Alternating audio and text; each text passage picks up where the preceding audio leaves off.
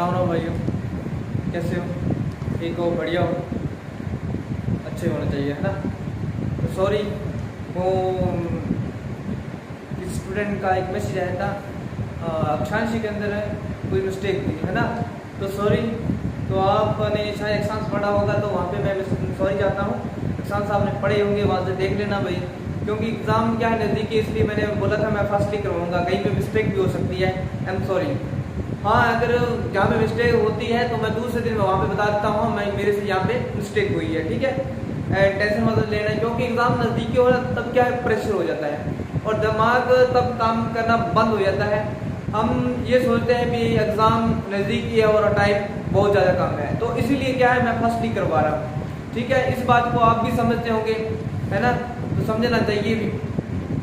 क्या है, कई बार क्या होता है, मान लो कि घरों के अंदर कोई प्रोग्राम आ गया, मान लो कि किसी की शादी है, मान लो कि आपकी शादी है, अचानक से यानी कि आपको दिन ही 5 मिले हैं, शादी के अंदर दिन ही 5 मिले, तो 5 दिनों के अंदर आप क्या कर लोगे?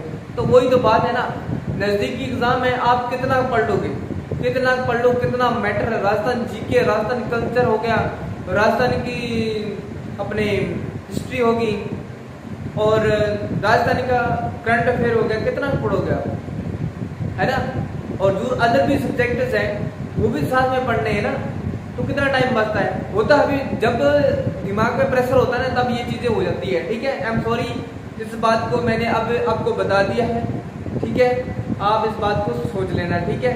कहीं पे मिस्टेक हो जाए तो मैंने कहा है कि यहाँ पे कमेंट के अंदर डाल देना भी कोई भी कहीं पे भी दिक्कत हो ना, तो लिख के कमेंट्स के अंदर डाल देना, क्योंकि मेरे को पता चल जाएगा भी यहाँ पे क्या मिस्टेक है, क्या कुछ नहीं है ना।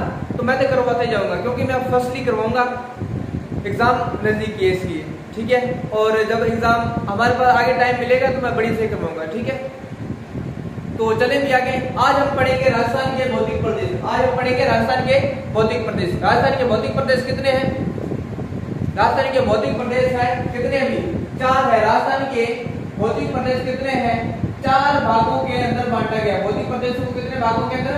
4 भागों के अंदर, 4 भागों के अंदर बांटा गया है। राजस्थान के भौतिक प्रदेश कितने भागों में बांटा गया है? कितने भागों? 4 भागों के अंदर बांटा गया है।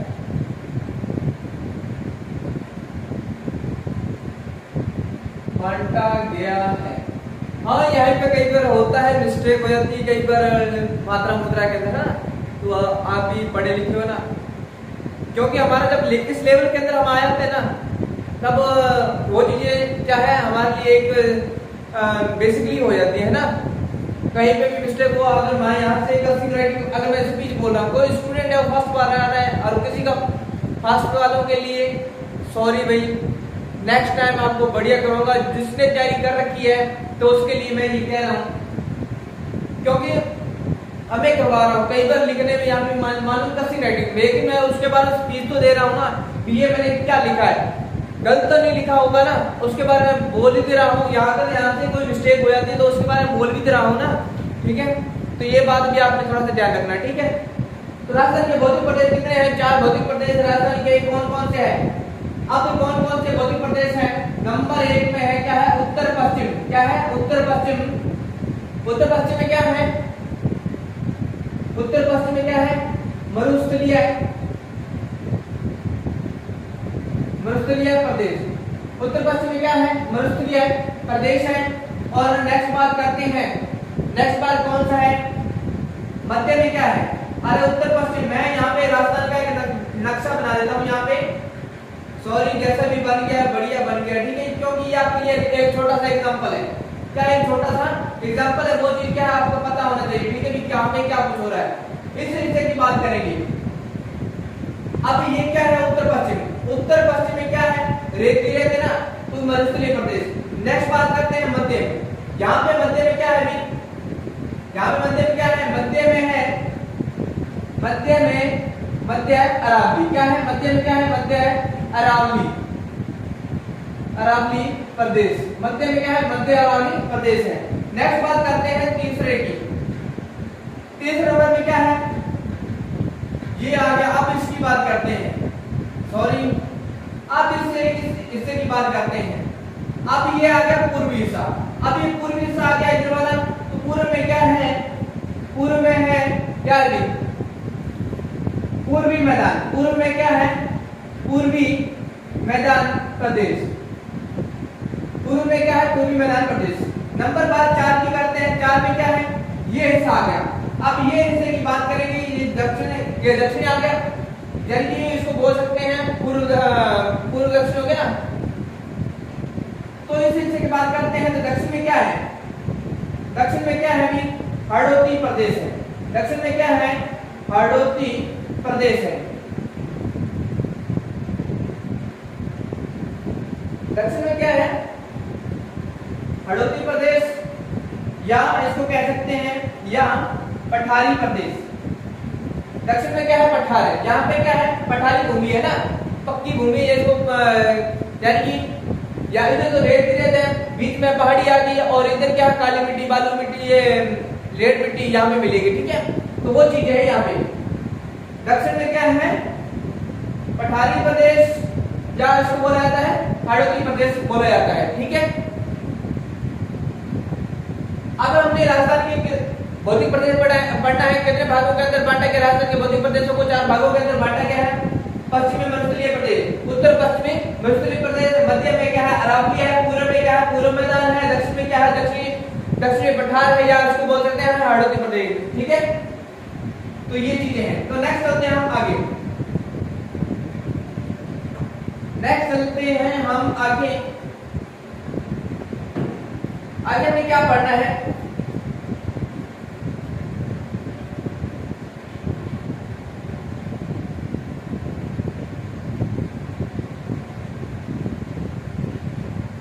ये हमारा राजस्थान का प्रदेश, जैसे भी है स्पीड ही करवा रहा हूँ, ठीक है। बनाने में तो क्या बढ़िया बना सकता हूँ, लेकिन हमारे पास टाइम कम है इसलिए, है ना। तो हम पढ़ेंगे नंबर, इसके 4 भागों के अंदर पढ़ लेते हैं, ठीक है।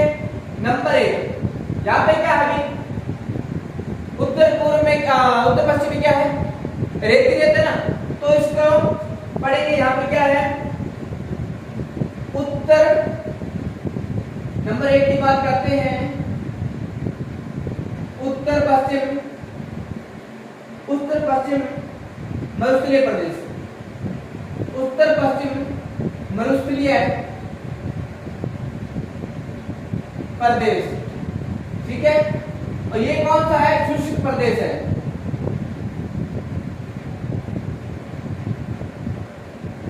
ये कौन सा प्रदेश है, शुष्क प्रदेश है, ठीक है। और एक आता है इसके अंदर अर्धशुष्क, शुष्क और अर्धशुष्क प्रदेश, दोनों को पढ़ेंगे। शुष्क,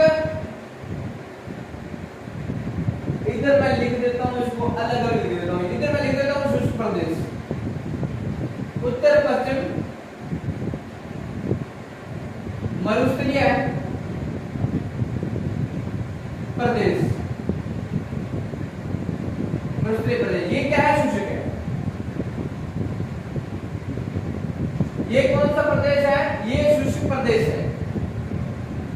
और इधर लिख देता हूं अर्धशुष्क, अर्धशुष्क के अंदर आता है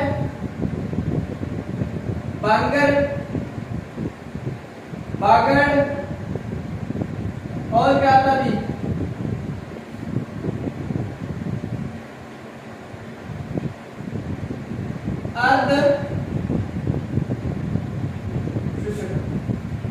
अर्धशुष्क प्रदेश। बात करते हैं इसकी, नेक्स्ट उसकी बात करेंगे, पहले इसको पढ़ लेते हैं, किसको भी, उत्तर पश्चिमी जो मरुस्थलीय प्रदेश है इसको पढ़ते हैं पहले। पता है ना, राजस्थान के 4 राजस्थान के क्या है, 4 जिले हैं सर्वाधिक, जिसके अंदर रेत ही रेत है ना, और 4 राज्य भी है, जैसे गुजरात हो गया, राजस्थान हो गया, पंजाब हो गया, हरियाणा हो गया। तो इसके अंदर भी क्या है, मरुस्थलीय प्रदेश भी, ये भी हम इसको पढ़ेंगे कहाँ पे मरुस्थलीय प्रदेश है, ठीक है। हम बात करते हैं पश्चिमी मरुस्थल की, तो पश्चिमी मरुस्थल के अंदर बात करते हैं, पश्चिमी मरुस्थल क्या है, शुष्क प्रदेश है, और इसके अंदर क्या है, बालुका स्तूप, इसे बोला जाता है बालुका स्तूप। अब इसमें हम 2 भाग पढ़ेंगे इसके अंदर। बालुका स्तूप क्या है कि, बालुका स्तूप, बालुका स्तूप युक्त, बालुका स्तूप युक्त जिसके अंदर बालू का रेत है, ठीक है, जिसके अंदर बालू का स्तूप किस लिए कहा जाता है, क्योंकि इसकी युक्त बालू का स्तूप युक्त जिसके अंदर रेत ही रेत है। एक होता है बालू का स्तूप मुक्त, जिसके अंदर बालू मिट्टी बहुत कम कह सकते हैं या ज्यादा होती है ना, सॉरी। अब हम बात करते हैं बालू का स्तूप युक्त। अब बालू का स्तूप युक्त कौन कौन से जैसे इसके अंदर जिले आते हैं या कोई राज्य आते हैं वो दे लेते हैं। बालू का स्तूप युक्त के अंदर क्या है, इसमें भारत के बालू का स्तूप युक्त, इसमें क्या कह सकते हैं, इसके अंदर भारत के कितने भी 4 राज्य हैं, 4 राज्य हैं, 4 राज्य बालू का स्तूप युक्त माने जाते हैं। 4 राज्य बालू का स्तूप क्या है भी, बालू का स्तूप युक्त माने जाते हैं। अब वो कौन कौन से जिले राज्य हैं। नंबर 1 पर तो है राजस्थान, नंबर 1 पे है राजस्थान। 2 नंबर पे हम बात कर सकते हैं गुजरात आ गया, और कौन सा है, पंजाब हो गया, पंजाब के साथ चौथा हो गया हरियाणा हो गया ना। तो ये 4 जिले हैं बालू का स्तूप युक्त, जिसके अंदर बालू का रेत पाई जाती है। यानी कि इसमें क्या है, जो फैलाव कह सकते हैं रेगिस्तान का फैलाव या इसका मार्च कितनी दूर तक है फैला हुआ है, ठीक है, तो वो चीज है इसके अंदर बालू का स्तूप युक्त, कहां तक इसका रेत का फैलाव है। नेक्स्ट हमने पढ़ना है एक तो ये बालू का स्तूप, यहाँ पे एक बार छोड़ देना कि ये चीज मैं बात कर रहा हूँ। तो इसमें क्या है, ये लिखा है बालू का स्तूप युक्त और एक है बालू का स्तूप मुक्त। अब हम मुक्त की बात करते हैं।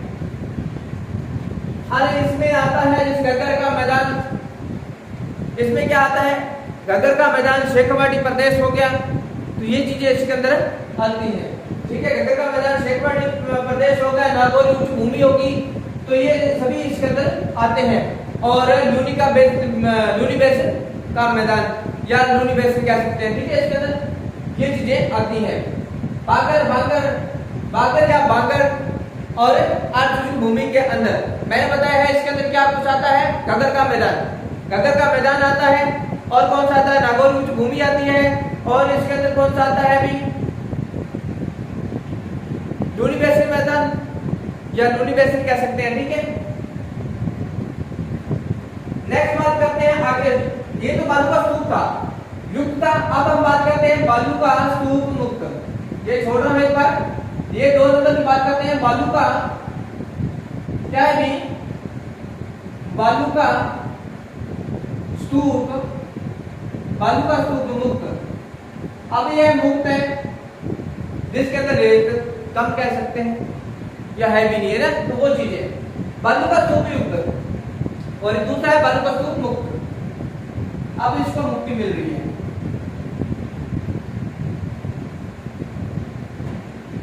ये बालू का स्तूप युक्त ये बना दिया मुक्त, ये इसका दूसरा नंबर पार्ट है।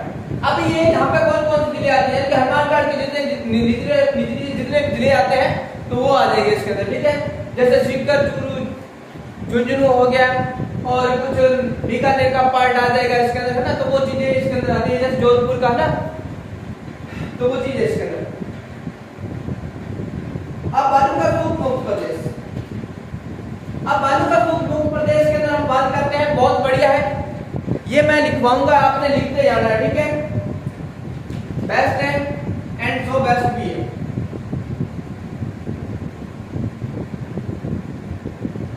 बालू का स्तूप मुक्त यही से लग जाते हैं। इसके अंदर एक आता है बालू का स्तूप युक्त में, क्या आता है, नंबर 1 पे आता है बरखान। क्या आता है, बरखान। नंबर 1 पे आता है बरखान, नाम तो सुना ही होगा। बरखान क्या होता है भी, बरखान होता है, इसमें होता है अर्धचंद्राकार रेत बनना, यानी अर्धचंद्राकार रेत के बन जाने, यानी इस टाइप में। तो ये अर्धचंद्राकार होते हैं ना भी, रेत का आगे जैसे चलना, जैसे हवाओं का समांतर जब चलती है तो उसके अंदर कुछ डिजाइनिंग आ जाती है ना, तो वो चीजें हमें कौन से जिले के अंदर या कौन से राज्य के अंदर या छोटे मोटे जिले के अंदर कोई भी स्थान है तो वहां पे हमको देखने को मिलते हैं। ठीक है, तो बरखान क्या होता है? बरखान होता है अर्धचंद्राकार बालू का स्तूप युक्त की तरह होता है। ठीक है, बालू का स्तूप अर्धचंद्राकार। बरखान क्या है? अर्धचंद्राकार,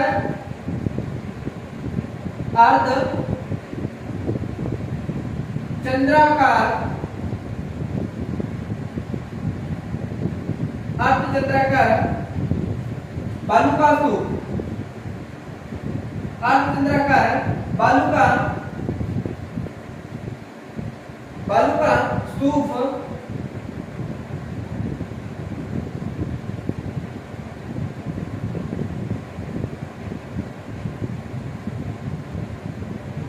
का स्तूप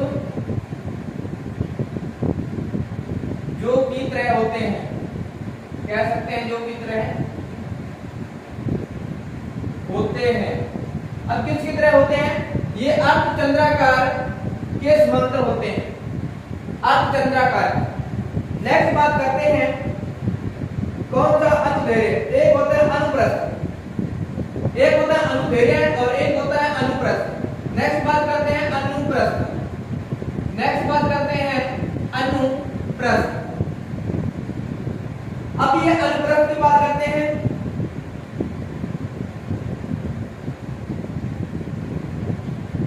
अनुप्रस्थ में क्या होता है? अभी हवा के समान या हवा के समकोण दिशा में बढ़ने वाले बल का स्तूप। हवा के इसमें क्या है? हवा के समकोण, हवा के समकोण, हवा के समकोण बढ़ने वाले, हवा के समकोण बनने वाले बालू का स्तूप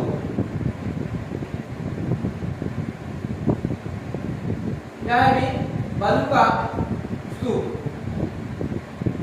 जो हवा के समकोण पर बनने वाले बालू का स्तूप, उसको क्या कहा जाता है? उसको बोला जाता है अनुप्रस्थ।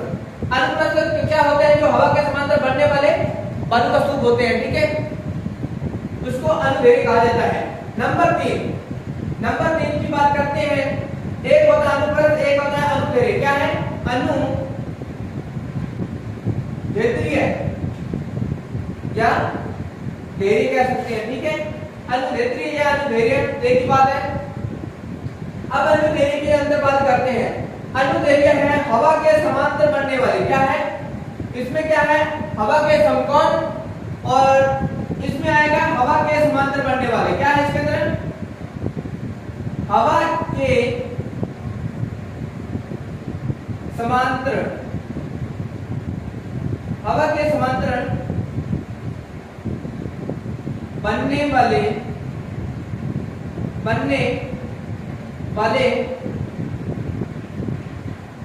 बालू का स्तूप, हवा के समांतर बनने वाले बालू का स्तूप, ये इसको क्या बोला जाता है? अनुदैर्घ्य बोला जाता है। ठीक है, सॉरी, ये हम क्या पढ़ रहे हैं? बालू का स्तूप मुक्त पढ़ रहे हैं, जहां पे रेत कम है या ज्यादा है। ठीक है, एक बात है, सॉरी स्लाइड। ठीक है, ये रेगिस्तान का जो मार्ग है ना, जल की जहां पे रेगिस्तान है ना, तो उस चीज की बात कर रहे हैं। नेक्स्ट बात करते हैं, एक आता है ईर्द, एक आता है नंबर 3 पे बात करते हैं। एक आता है ईर्द। क्या आता है? ईर्द, या इसको बोल देते हैं ईर्द, ईर्द दुर्ग। अब ये ईर्द दुर्ग क्या होता है? ईर्द दुर्ग होता है संपूर्ण रेतीला है मैदान कह सकते हैं, संपूर्ण रेतीला। अब यहाँ पे क्या है? रेत की रेत होगी। क्या होगी? यहाँ पे रेत ही रेत होगी, संपूर्ण, पूरा रेत ही रेत। क्या है? संपूर्ण पूरी रेत ही रेत मिलेगी यहाँ पे हमको। ठीक है, अब यहाँ पे क्या होगी? पूरे रेत ही रेत मिलेगी। नंबर 4 की बात करते हैं। नंबर 4 की बात करते हैं। एक आता है हमाद, एक आता है हमाद। हमाद की बात करते हैं। हमाद में क्या है? इसमें क्या होगा? संपूर्ण पथरीला। हमाद में होगा संपूर्ण, इसके अंदर मैं लिख देता हूं, सॉरी, ये क्या होगा, इर्ग और दुर्ग में क्या होगा, संपूर्ण, संपूर्ण रेतीला, ये संपूर्ण रेतीला। और नेक्स्ट बात करते हैं, इनको हो गया, और मैंने लिखा है हमाद, क्या लिखा है, हमाद। हमाद के अंदर क्या होता है, ये होगा संपूर्ण, क्या होगा, पथरीला होगा, संपूर्ण पथरीला। अब इसमें क्या होगा, संपूर्ण पथरीला, ये पूरा का पूरा पत्थर ही पत्थर हो गया, यानी कि कंक्रीट, इसके अंदर बारीकी कंक्रीटिंग पाई जाती है, ठीक है, यानी कि पथरीला होगा, यानी कि पत्थर ही पत्थर होंगे इसके अंदर, पूरा क्या होगा, संपूर्ण, यानी कि पूरे पत्थर ही पत्थर इसके अंदर मिलेंगे। तो ये था हमारे के अंदर इर्ग और दुर्ग क्या होता है, संपूर्ण रेतीला होता है, और हमारे के अंदर पत्थर ही पत्थर होते हैं, ठीक है, ऊपर से पथरीला रेतीला कह सकते हैं और नीचे पत्थर कह सकते हैं, ये चीजें आती है हमारे के अंदर। और नेक्स्ट बात करते हैं, एक आता है रेंग, नेक्स्ट है रेंग, रेंग क्या है, रेंग, नंबर 5 बात करते हैं रेंग। रेंग के अंदर क्या होता है, रेंग के अंदर होता है रेतीला व, क्या होता है, रेतीला, रेतीला व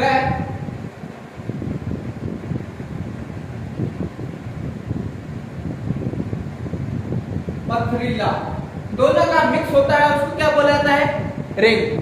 दोनों जो मिक्स होते हैं, यानी कि पथरीला भी होगा और रेतीला भी होगा, वो क्या कहलाते हैं, रेंग कहलाते हैं, पथरीला और रेतीला दोनों रेंग। नेक्स्ट बात करते हैं, 6 नंबर की बात करते हैं, 6 नंबर की बात करते हैं दोहरे।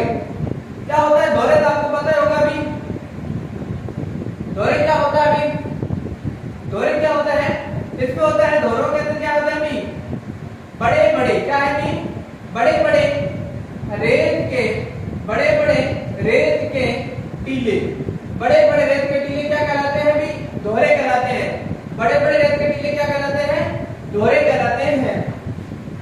एक होता है धारियन, एक आता है धारियन, धारियन। नंबर 7 की बात करते हैं, नंबर 7 नंबर पे आता है धारियन। अब धारियन की बात करते हैं,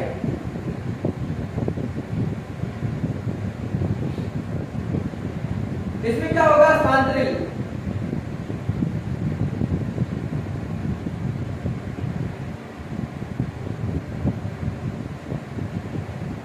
स्थानांतरिल बालू का स्तूप,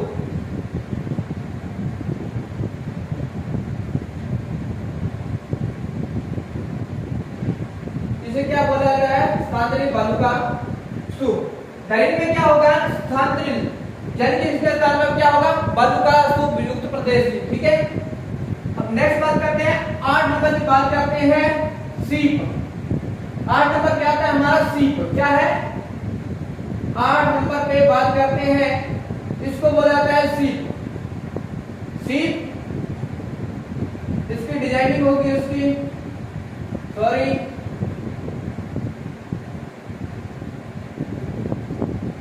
ये होता है सीप, जिसकी आकृति होती है एक जीप के समान।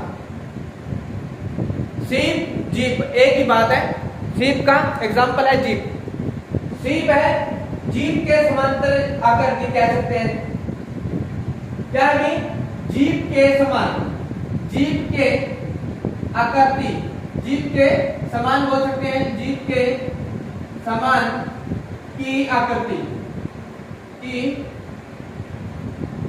आकृति क्या कहलाते हैं, सीप। यानी कि ये रेत की बात है, ये जीप की बात नहीं कर रहा हूं, रेत की बात कर रहे हैं, ठीक है। नेक्स्ट बात करते हैं मरु, मरु मरते हुए, सॉरी, 9 नंबर की बात करते हैं, मरु। 9 नंबर पे आता है मरु। अब मरु की बात करते हैं, मरु क्या है, मरु होता है, अब मान लो कि ये एक रेत का टीले ही टीले, रेत के क्या है, टीले ही टीले हैं, थोड़ा सा इसको बड़ा कर देते हैं अभी। अब ये रेत के टीले बने हुए हैं, अब इस टीलों के अंदर रेत के टीले बने हुए हैं, इसके अंदर क्या क्या हो गया, वर्षा हो गया, अचानक से क्या होगी, वर्षा होगी, या वर्षा हुई है। अब यहाँ पे जो पानी रुकेगा, अब ये पानी यहाँ पे मान लो कि पानी रुक गया, अब यहाँ पे क्या रुका है, पानी रुका है, यानी कि हम कह सकते हैं भी टीलों के बीच में रेत का पानी इकट्ठा हो जाना, यानी कि रेत के टीलों के बीच में पानी इकट्ठा हो जाना, उसको क्या बोला जाता है, मरहो कहा जाता है। रेत के टीलों के बीच में पानी इकट्ठा हो जाना, उन्हें क्या कहा जाता है, मरहो कहा जाता है।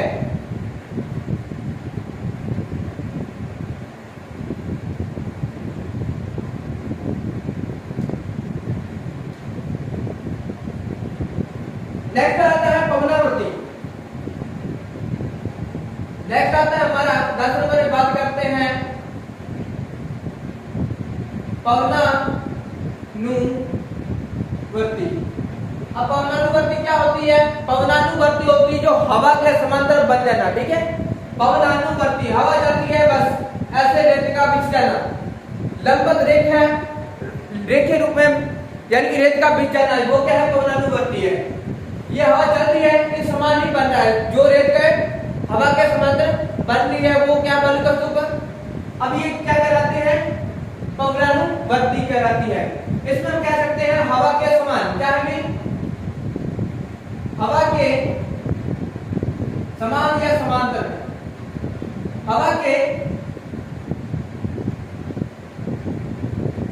समांतर, क्या भी हवा के समांतर लंबवत फैली हुई, हवा के समांतर लंबवत क्या भी फैली हुई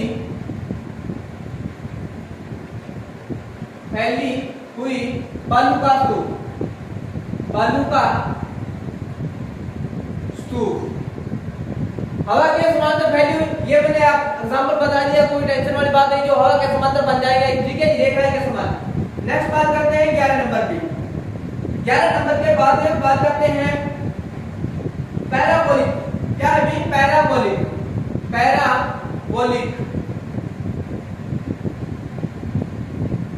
पैराबोलिक की बात करते हैं। इसमें क्या है, पैराबोलिक होती है लेडीज के जो सिर के अंदर क्या डालते हैं, हेयर पिन नहीं होती है, उसी के समान पैराबोलिक होती है। जो लेडीज होती है अपने यानी कि बालों को यानी कि इकट्ठा करके एक जगह रोकती है ना, वो यहाँ पे बैक साइड में यहाँ पे वो डालती है, क्लिप सा होता है ना, उसको बोलते हैं वो हेयर बैंड के समान। तो यानी कि इसको बोला जाता है पैराबोलिक। पैराबोलिक क्या होता है, लेडीज के या कह सकते हैं महिलाओं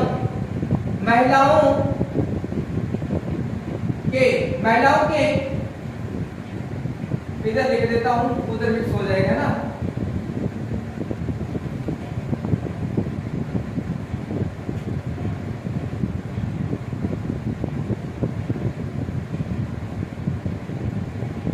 महिलाओं के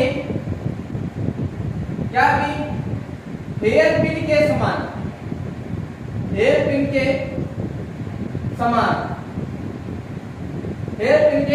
समान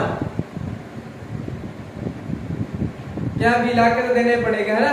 तो हेयर पिन के समान जो इस तरीके से रेत का बिछ जाना, ठीक है, इसका डिजाइनिंग इस टाइप में हो जाना, महिलाओं के हेयर पिन के समान के समांतर यानी कि उस रेत का फैल जाना, ठीक है। तो वो क्या होता है, पैराबोलिक होता है। क्या होता है, पैराबोलिक होता है। नेक्स्ट बात करते हैं स्टार।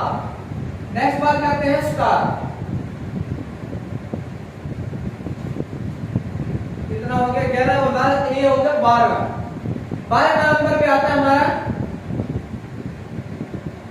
स्टार, या इसको बोला जाता है तारा, तारे को बोला जाता है स्टार, STAR स्टार।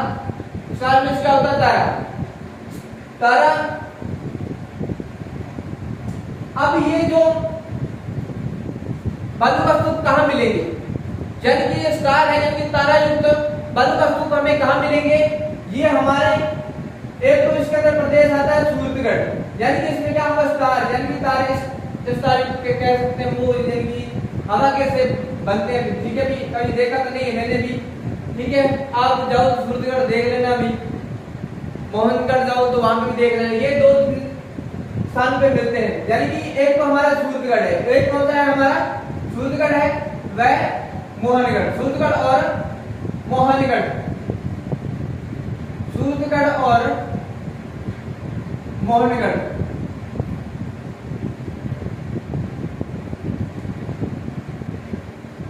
तारायुक्त क्या भी तारामुक्त प्रदेश कहलाता है, प्रदेश कहलाता है। ठीक है, ये स्टार यानी तारे के समांतर बनने वाले स्तूप।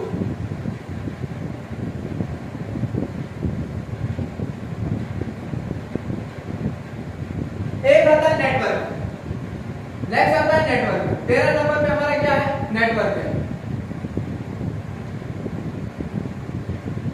नेटवर्क क्या है भाई, अब नेटवर्क है, ये क्या है, यानी कि हनुमानगढ़ से क्या सकते हैं, नेटवर्क क्या होता है, हनुमानगढ़ व हरियाणा के बीच का क्षेत्र, बीच का क्षेत्र, हरियाणा में हनुमानगढ़ में हरियाणा के बीच का क्षेत्र क्या कहलाता है, नेटवर्क कहलाता है। ठीक है, हरियाणा के अंदर हम कहते हैं उधर तो क्या कहें, तो ना चावल बीजे जाते हैं वहां पे कैसे होता है भी। अब मान लो कि हमारे साथ पंजाब एरिया लगता है तो हम पंजाबी बोलते हैं ना,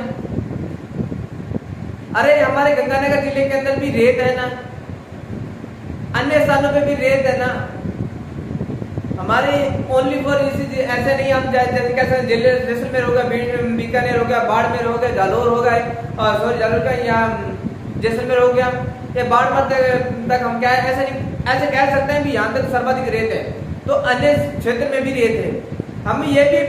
हमने ये भी पढ़ा है। एक हमारा टॉपिक, एक हम बात करेंगे आगे, जब अरावली पर्वतमाला का क्षेत्र कहां तक है, यानी उसका कितना क्षेत्रफल यानी कि उसका मार्जिन कितना हुआ है ना, तो हम पढ़ते हैं कितना है, 59 है, कितना है 59 है, लेकिन उसका आगे या 60% भी पढ़ सकते हैं, 60% उसका आगे मार्च हो चुका है, किसका, अरावली पर्वतमाला का। ठीक है, लेकिन उसका आगे और भी आप मेन अगर पूरा पूछे कितना हो जाएगा, टोटल पूछेगा कितना 62, क्योंकि उसके अंदर क्या है, रेत का, यानी कि ये एक अरावली पर्वतमाला है, यहाँ पे भी ये इसमें क्या है, रेत इधर से उड़ के आई है और इसका मार्च क्या है, आगे की ओर थोड़ा बढ़ गया, यानी कि इसके अंदर +2 62% इसका मार्च माना जाता है, किसका, अरावली पर्वतमाला का। ठीक है, तो नेक्स्ट पढ़ेंगे नेक्स्ट वीडियो के साथ। ठीक है, तो आज के लिए इतना ही, धन्यवाद, नेक्स्ट मिलेंगे जल्दी, बाय।